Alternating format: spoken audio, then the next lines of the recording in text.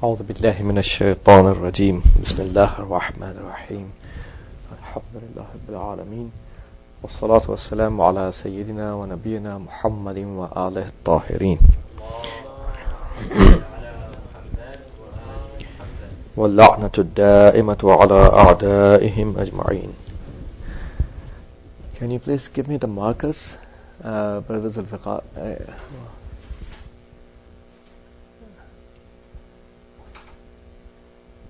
If you put your hand inside this small closet from the inside, from that side, you will find a marker and the eraser.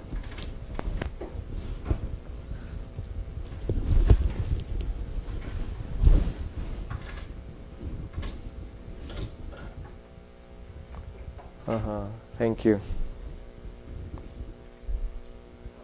Shukran lakum, jazakallah, ahsant.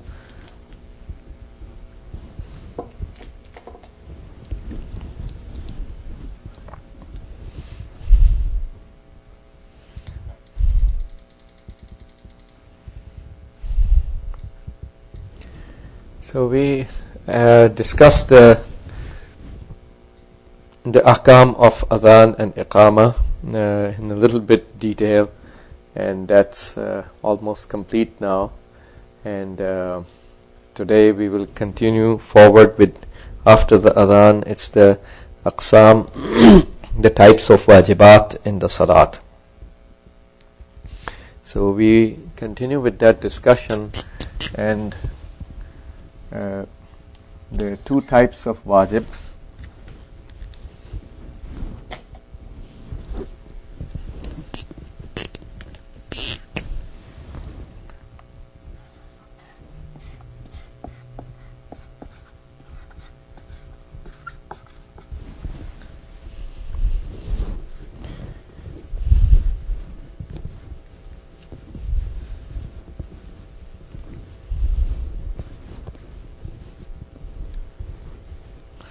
There are two types of wajib in the prayers. The first one is wajibun rukni, and the second one is wajibun ghair rukni.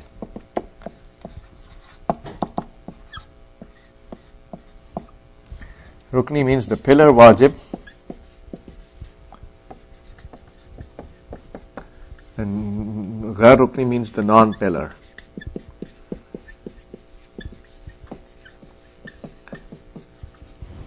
So this is something that is very fundamental about the salat, because the difference, the total list of wajibat in the salat are 11, and among these 11, there are 5 which are pillar wajibs, and there are 6 which are non-pillar wajibs. So those 5 and 6 collectively together are 11, and definitely we need to learn all the 11. So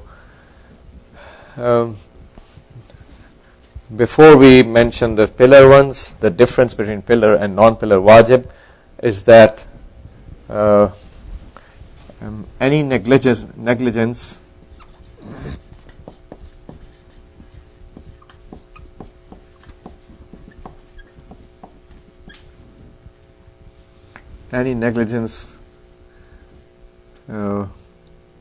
whether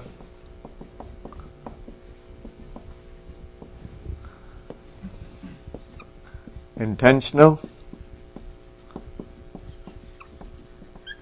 or number 2, unintentional or by forgetting.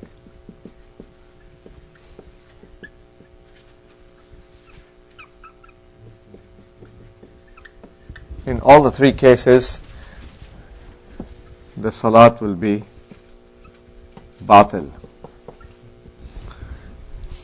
In the pillar wajib, these are 3 types of negligence. You can either do it amdan or sahwan or nisyanan. So in all the three cases, your salat will be batil, whether you intentionally ignore any of the pillar wajibs or unintentionally ignore it, or by forgetfulness, you forgot it. Whereas in the non-pillar wajib, only intentional negligence is harmful, whereas the unintentional or negligence by forgetting does not make the salat batil.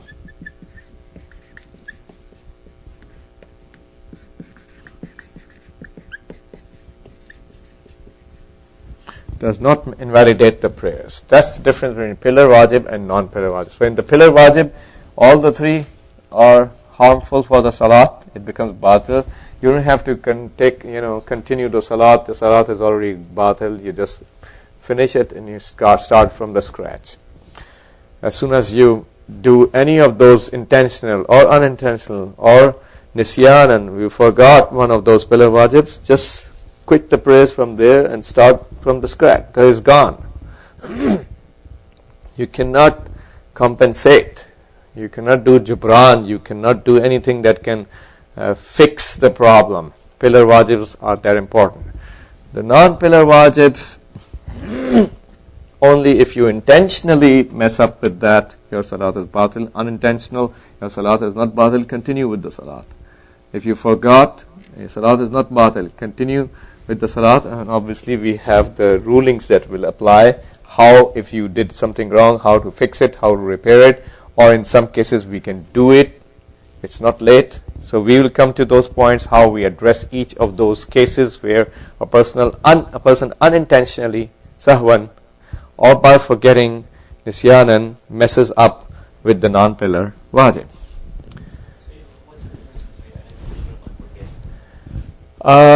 Unintentional means you are not mutawajjih. You did it, but you are not mutawajjih that this is, for example, there are cases where a person is, for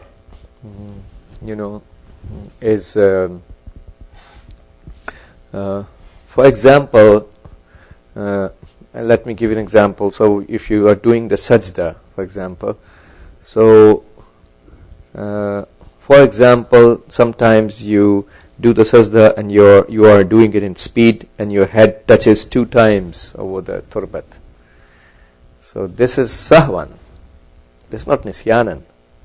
You are not forgetting it. You know that doing sajda, one sajda extra intentionally will make the salat batil.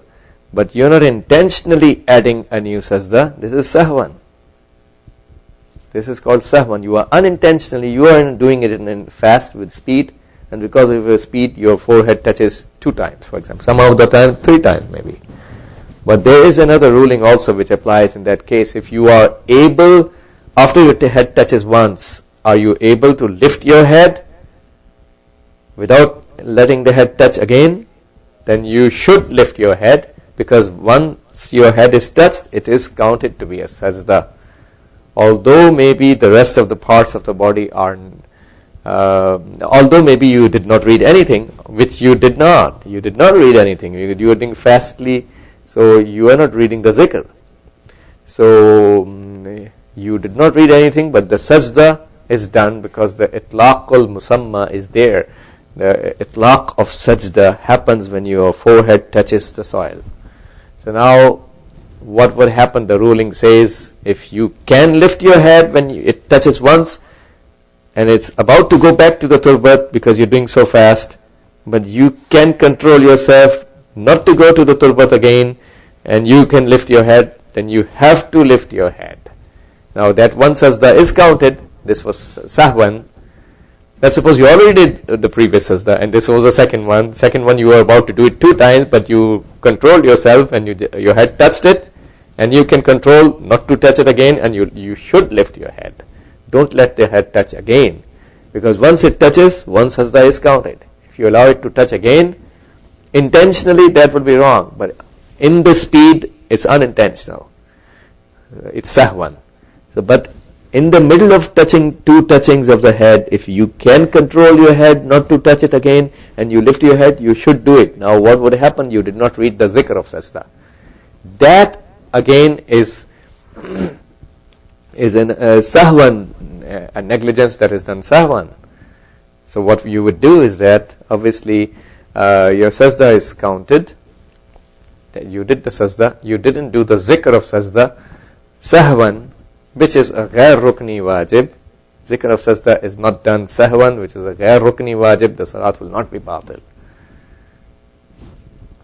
So that's the example of sahwan, doing it. So it's not nisyanan, you did not forget it, you know that doing one extra sajda will make the salat batil, you know the ruling, you did not forget the ruling. So basically one of them is positive, one of them is negative. One of them you forget, one of them you do something extra, one of them you do less than what you. In this example, yes.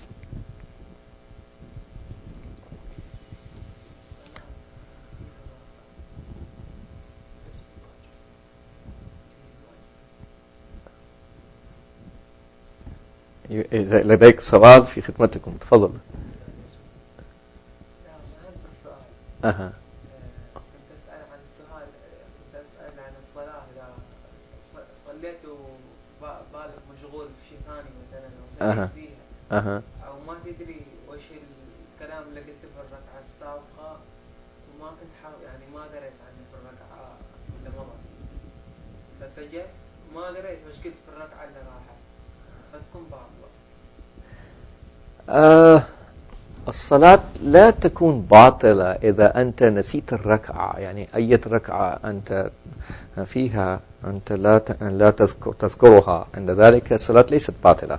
وظيفتك يعني طبعا ننظر أي ركعة كنت فيها، يعني سواء أنت الشك بين الركعة الأولى أو الثانية أو الثالثة أو بين الثانية والرابعة، الثانية والثالثة أو الثالثة والرابعة. طبعا هناك شقوق للشبهة ونعالج كل واحد من الشكوك بطريقة خاصة، وهناك حكم شرعي يختص بذاك الشق.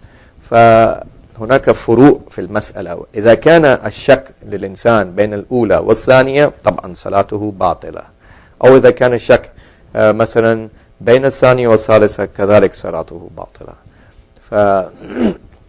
ولكن المشكلة إذا كان الإنسان لا يذكر ماذا يفعل في الصلاة، يعني هو أصبح غافلا بتمام المعنى كاملا بالكامل ولا يدري ماذا يتصرف الآن. فعند ذلك نحن نصل إن شاء الله عن قريب إلى هذه المسألة، أنه يعني النية يجب أن تكون من بداية العبادة، قبل العبادة وفي أثناء العبادة وإلى نهاية العبادة مستمرة. حتى إذا أصبح الإنسان غافلا في وسط العبادة كذلك تكون العبادة باطلة. So pillar wajib is like this. So this is the difference between pillar and non-pillar wajib. Is that clear? So now the pillar wajibs are basically 5, and there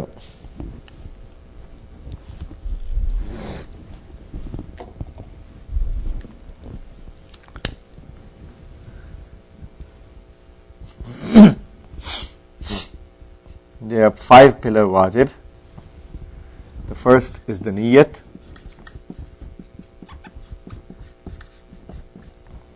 And the second is takbiratul ihram, which means first Allahu Akbar.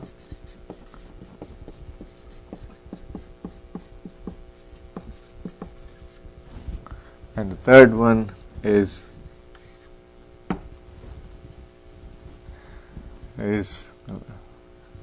the qiyam, which is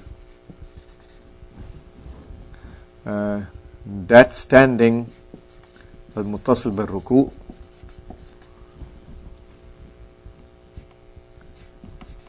after second surah and before ruku, that kind of standing which is after the second surah and before the ruku, there's the qiyam al-muttasil bi ruku. That's in each rakat or just the first? In every rakat. Yes, in every rakat. And also it includes the standing and qiyam, which is, there are two types of standings and qiyam which are wajib, rukni, pillar wajib. One is the qiyam during the first takbir, takbiratul ihram. There are two types of qiyams and standings which are pillar wajibs. Okay? So this is the third thing, we'll discuss it. And fourth one is the ruku.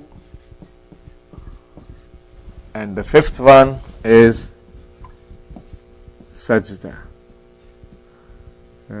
sujood. So which means two sajdas together.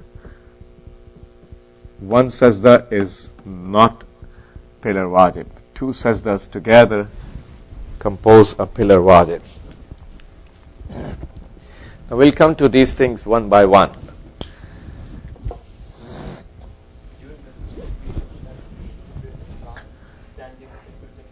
Yeah, during the first takbir, which is takbiratul ihram, saying the Allahu Akbar in the halat of standing and qiyam is wajibun rukni. Can we put that for number 2? Like qiyam? No, because that's a separate wajibun rukni. These are two different wajibun. Saying the takbir itself is also a wajibun rukni, and saying Allahu Akbar while you are standing, that's a separate wajibun rukni. There are two wajibun rukni at that time that you are doing. So now let's start with the first one, which is niyat. So niyat means, I think this is too light, probably. The first one, niyat, means an intention.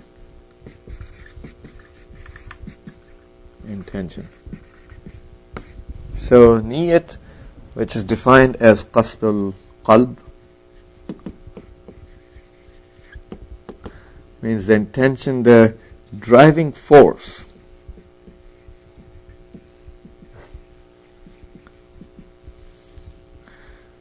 or the motivating force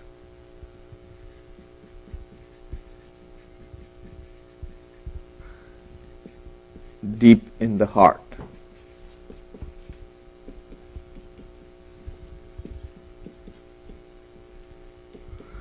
Deep in the heart. What is the driving force behind the action? Why are you doing it? What is forcing you to do? That is the niyat. So niyat has nothing to do with the tongue. You don't have to say it with the tongue. Niyat is a amrun qalbi. It's something related to the heart. It's nothing to do with the lisan and tongue of the person. Even if we say it, it's not counted.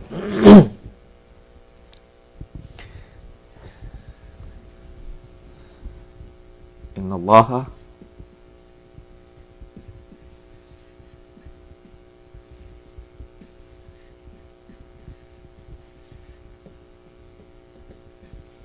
la yanzuru ila suwarikum wala ila a'malikum.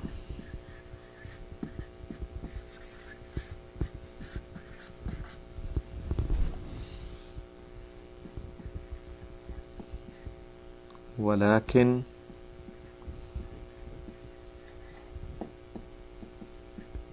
ينظر إلى قلوبكم.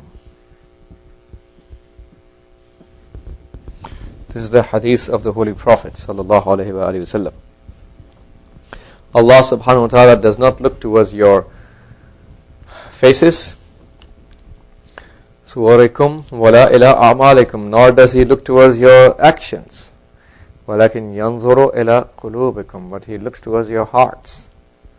This hadith is also widely misunderstood by some people, and they say, well, you just have to have your niyat clean, and that's enough. You don't have to have hijab because your niyat is clean.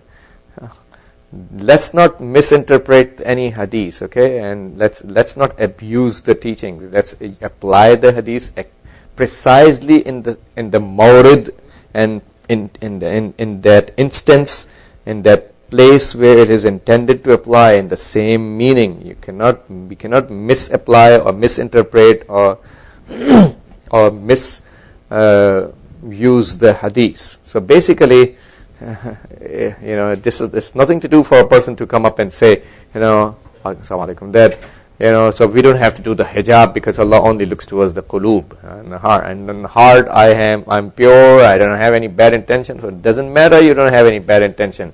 There is a hukum of Allah that you have to do the hijab as well. Isn't it right? The amal has to be muntabiq, and according to your niyat. If your niyat is clean, make your amal also according to the niyat. That's why your niyat becomes sadiq. If you don't do your action according to the niyat, your niyat is kaziba. That's a false, fake niyat. That's not even counted to be niyat. If that's the case, that hijab is only in the heart, then take the clothes off. Why are we wearing the clothes? Isn't that right? That's simple nonsense interpretation of the hadith. So basically, Allah looks towards the hearts, the souls. So when we have the correct niyat, will always force us to do the correct actions. If sometimes I'm jahil, when I'm niyat is sadiqa and pure, Allah subhanahu wa ta'ala always guides those people who have ikhlas towards Allah. Isn't it right? Ikhlas and taqwa will always, we earn hidayat and guidance from Allah subhanahu wa ta'ala. Never leaves His pious people and beloved people alone. So we need to make sure our qulub are tahir. So we have mukhlisan khalisatan liwajhillah, making the niyat correctly for the actions that we are doing, all the ibadat. Niyat is in the heart. So the common example which I always give in my presentations is that, if you're, very common example that I always give is that, if you have let's suppose your time of dhuhr is 1 p.m., for example, let's suppose, and your friends are going to come into your house, at 1, so you stand up and do the wudu at 12:45 with the niyyat and intention that my friends will come, and they will, at the time of prayers will arrive, and they will ask me, let's go and pray, do you have wudu? And I will say, yes, I have it. So they will start praising me, that this person always stays on wudu all the time. Well, if you do the wudu ahead of time, Allah, that's not a problem. That's very, very good. We should have the wudu all the time if we can. But if somebody does the wudu ahead of time with the niyat that I want to get the praise from my friends, so now he stands up and goes to the washroom, even if he says 100 times, I'm doing the wudu qurbatan ilallah with his lisan and tongue, he says that statement, it's not counted to be. Allah is not going to look at what you are saying by your tongue. Allah knows what qasd and intention you have deep in your heart, which is the driving force to get the praise from your friends. That's the driving force deep in your heart. No matter what you say by your tongue is not counted. So niyat is something which is in the qalb always. Don't bother to say, even if you say it's not counted, it's always in the tongue. So niyat is something which has to be having 3 things before the action. Niyat is always before the ibadat, the worship, and it's through the ibadat, and it's till the end of the ibadat. The 3 things are important to remember. So when you make the niyat, don't make the niyat after the ibadat. As some people say, if you lost your money you are in a picnic or camping, you lost your money, make the niyat of sadaqah.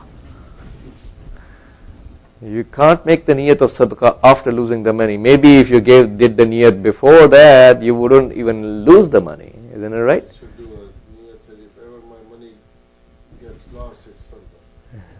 Then that's an ibadat because you do qurbatan ila Allah. If you do that, Really? whenever but then, if you make the niyat in advance as a blanket niyat, it's very good. But then, losing the money is not the Allah. If you are doing it for Allah, ibadat is doing an action for the sake of Allah. That action that Allah demanded, doing an action which Allah demanded from you for the sake of His pleasure, imtisalan li amrillah, obeying His command, seeking His nearness, qurbatan Allah. So if you make a blanket niyat, you can make a blanket niyat, but then the action has to be an action which Allah demanded from you. Allah, what does Allah demand from us when we are doing the niyat of sadaqah? Allah demands that we give the sadaqah to the mu'min faqir people, or al-umur al-khairiyya, mutlaq al-umur al-khairiyya, any good act. So giving to losing in the water or camping place is not a good act. So that's not matloob in the law. It's not demanded from us. It won't count. That's not going to work. So when earlier you said it's a sawab if you do a blanket niyat. So how does the blanket, if I'm to lose the money? No, that's not going to work about losing the money. Blanket niyat is not going to work. No, because it doesn't reach any good khair purpose or any mu'min who is faqir. It doesn't reach. It may or may not.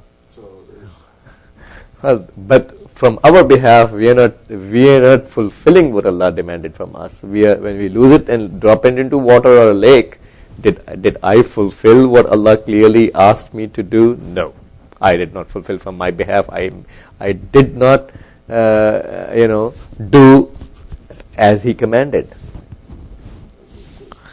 So basically, niyat is before the action. Because there are some people who say, my dad was very good, he never paid the khums. He was a very nice person, he did a lot of charity work, but he never paid the khums. Can we count that money as the khums? The answer is that the niyat is done before the ibadat. Did your dad make the niyat of khums before the charities? No. You say, he did not. So basically, niyat is always done before the ibadat. If he did any charity work for the sake of Allah in the right way, obviously Allah does not waste the good deeds. In Allah la yudhi'u. Allah does not waste the good deeds of the good doers. It's all with Allah. It will stay with Allah. So no reward will not be wasted if he did for Him, but it will not be counted in the place of khums. So niyat is always before the ibadah and through the ibadah. During the ibadah, you should maintain the niyat. Maintaining the niyat means what?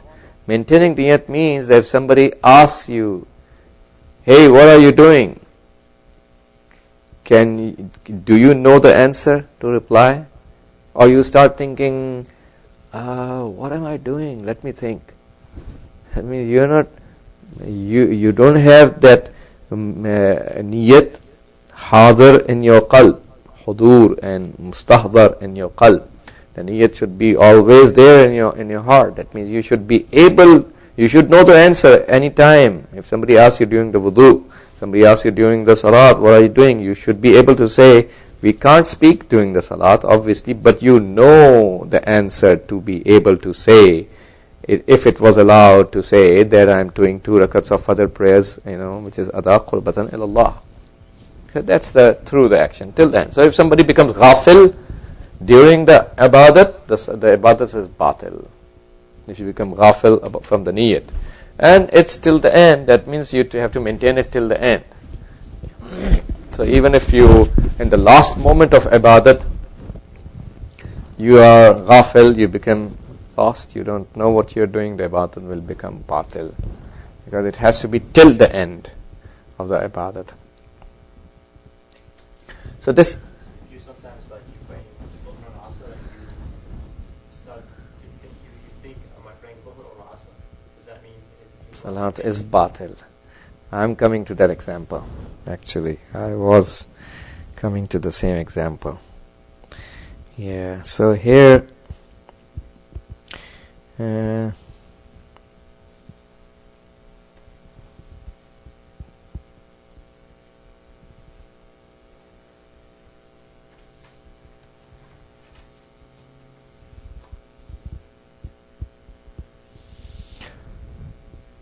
so a person should fix in the niyat what prayers is he doing. For example, this example, Zuhr or Asr, a person starts a 4 rakat prayer and he did not mention in his niyat whether he's doing the Zuhr or Asr. So this is not counted to be neither Zuhr nor Asr. Is that right? What we say in our fiqh, qasdul wajh. Qasdul wajh serves as the ID of the salat. That's the ID card. You have to fix the ID. You have to know what exactly the ibadat you're about to do. So you have to make the niyat, I'm doing the Zuhr rakat, 4 rakats of Zuhr in time, ada and qurbatan Allah. You don't have to say it, but you have that theme in your mind. Even the fuqaha say that you don't have to say that sentence inside your heart. You no need to repeat that complete sentence in your heart. You don't have to say the sentence over your tongue. You don't have to say the complete sentence inside your heart. That theme that I am praying 2 rakats of Fajr prayers or 4 rakat of Dhuhr prayers within time, ada'an, qurbatan ilallah, to seek the nearness of Allah. That's enough. If you have that theme, how would you prove that you have the theme? We prove it in the same way. If somebody asks you, do you know the answer to reply? Or you start thinking. If you know the answer to reply immediately, that means you have the niyat. If you start thinking, that means you don't have the niyat. So if you did not fix the which salat you are praying, like Dhuhr or Asr, your salat is batil. Your niyat is not complete. Same thing if you're during the prayer and you ask yourself, am I praying Dhuhr or Asr? If you can't remember, you finished. Yeah, if you can't remember at all, yes, it will be batil. If sometimes the mind went somewhere for a person, and but then you control yourself again. So as soon as you think, you remember it, then it's okay. As soon as you think, you remember it, then it's okay. But even if you think you don't remember it, that is not okay.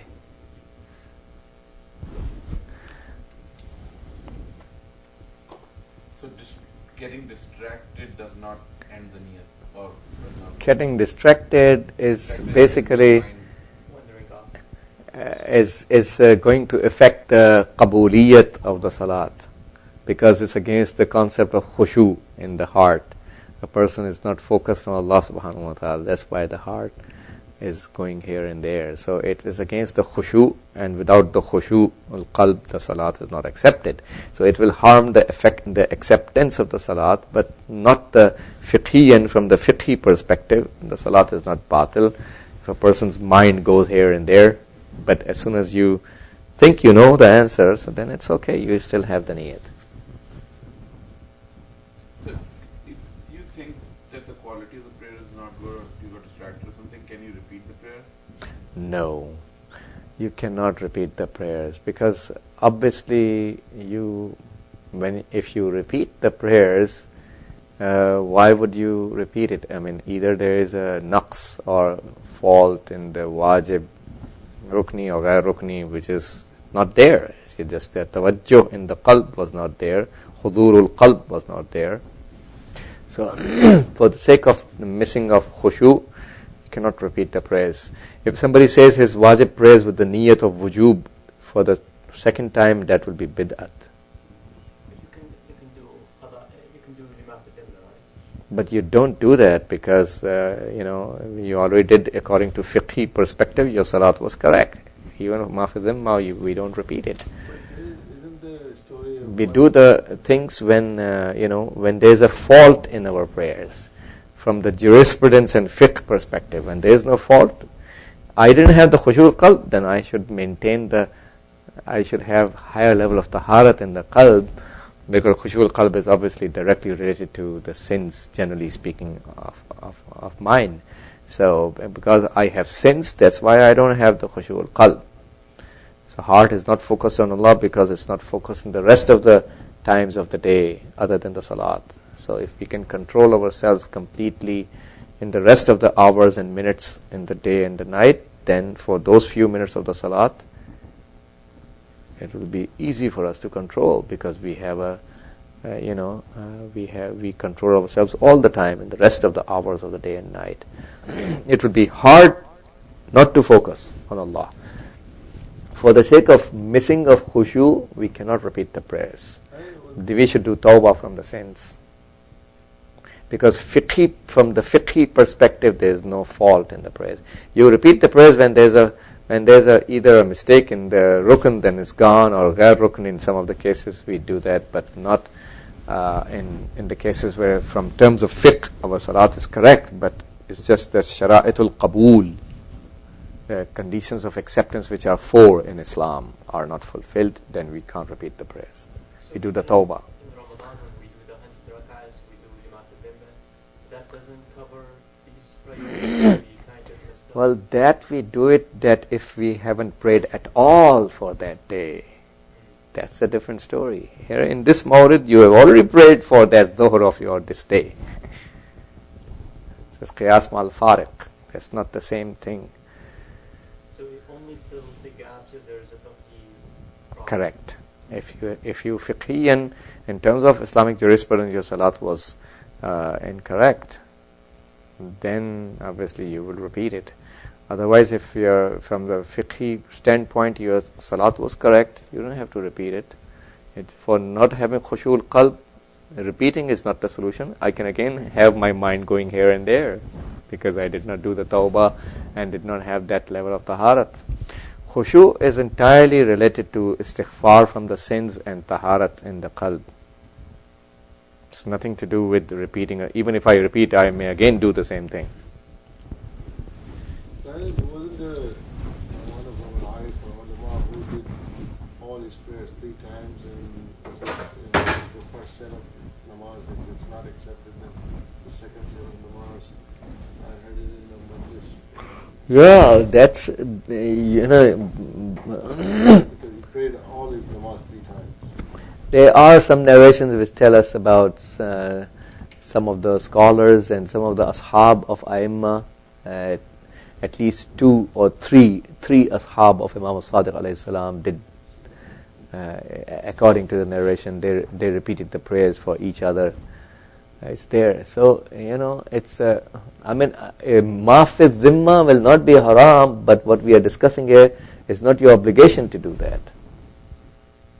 It's not but if somebody, it's not haram, but it's not your obligation to do that. Your obligation to repeat is only in the case when you are making a mistake in the rukn. So what were these ashaba doing?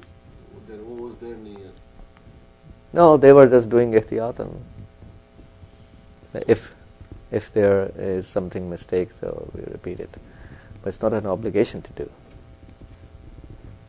If you want to repeat ihtiyatan, you can repeat it with the niyyat of ma'fi dhimma. That's not haram. You can do that. But it won't be bid'at, because bid'at is haram, right? Bid'at it will be if you do it with the niyyat of wujub. Because in 24 hours time, Allah only obliged us to do 5 times of the prayers and the yawmiyah prayers. We cannot have a 6th prayer added with the niyat of wujub. Okay.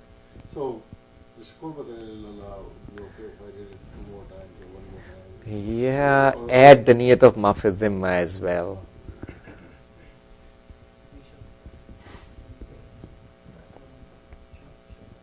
So it's not penalized, basically. If the Ashab of Imam did it, it's... No, we can do it. What we are discussing is that it's not an obligation to do it.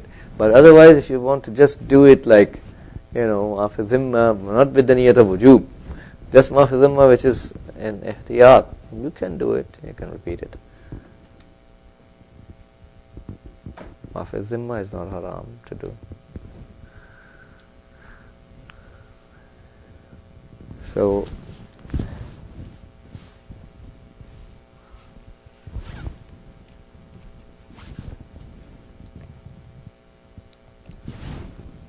So in some of the cases, the salat is we are discussing the niyat, the salat will be batil, and that is obviously if a person has riya, which means showing off to the people. If we have the niyat of riya,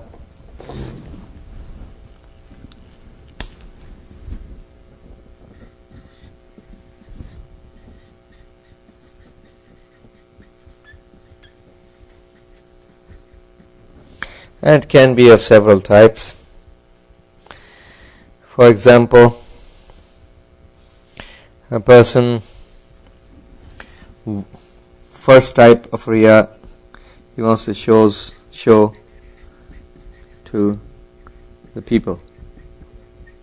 That means the complete action is done for the sake of the people. The second is the second type of riya, which is also batil. It makes the salat batil and is haram, is to show to people plus Allah. Then you do the action for the sake of Allah plus the people, both. This is also batil and haram.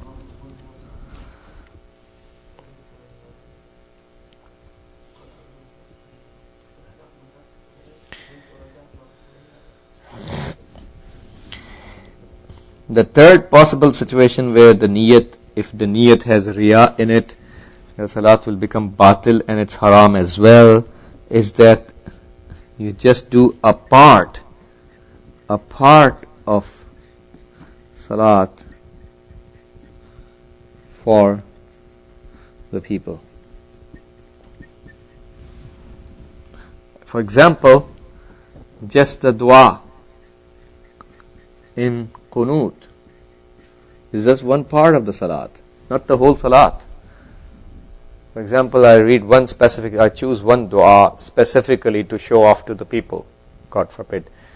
So, the salat itself is not for the people, but one part of the salat, Qunut, dua in the Qunut, or a specific surah if I choose to please the people.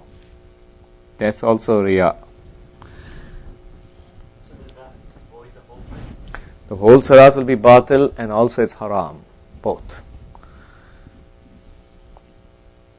If I choose a specific surah for the sake of people, or a specific dua, for example, for the sake of people, this is also messing up of my niyat. So all these three namaz will be batil. Salat will be batil plus haram.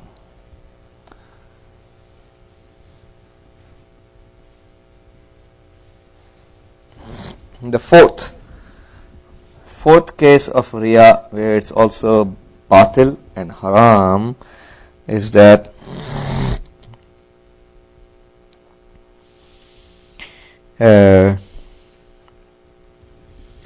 he performs the prayers for Allah, but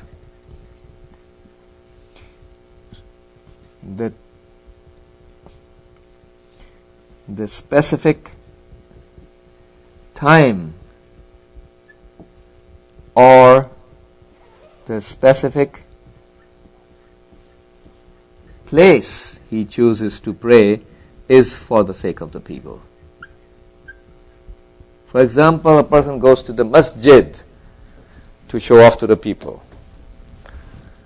Salat he is doing for Allah, but going and doing the salat in the masjid, that he is doing with the niyyah of showing off to the community. I come to the salat every time, showing off to the people. So place of the salat is for riya, salat is not for riya. Here also namaz is batil, niyyat is batil, salat is batil, and it's haram. Or a specific time, awwal al-waqt, for example. Salat he's doing for Allah, but choosing that awwal al-waqt is for the sake of people. If the people were not there, he would delay the salat. He did not delay it, and he did it on the awwal al-waqt because he had to show to the people. Otherwise, for his personal khalwat, he would have done it later. That proves the salat is not riya, but the choice of time was for the sake of riya. Is this only for Well, Riya during any ibadat is obviously haram, and during fuqaha say that if you have the niyat during the ibadat, then your ibadat is batil. If you do the riya after you are done with the ibadat, then your ibadat is not batil. You already did the ibadat, but you did the riya after the ibadat, so you did a haram, but your ibadat is not batil. For example, after doing the salat, after doing my hajj, I start bragging about hajj and talking to people, I did this, so yes, so in that case, if I start mentioning my hajj, the niyat of riya to the people, hajj will not become batil, because at the time I was doing the ibadat, I did not do the riya at that time. So ibadat will not be batil, because ibadat is done, but it's a haram. So during the ibadat is batil plus the haram. After the ibadat, it's only haram. Ibadat is not batil. So following up on your example of time. وصلى الله على سيدنا نبينا محمد وآله الطاهرين.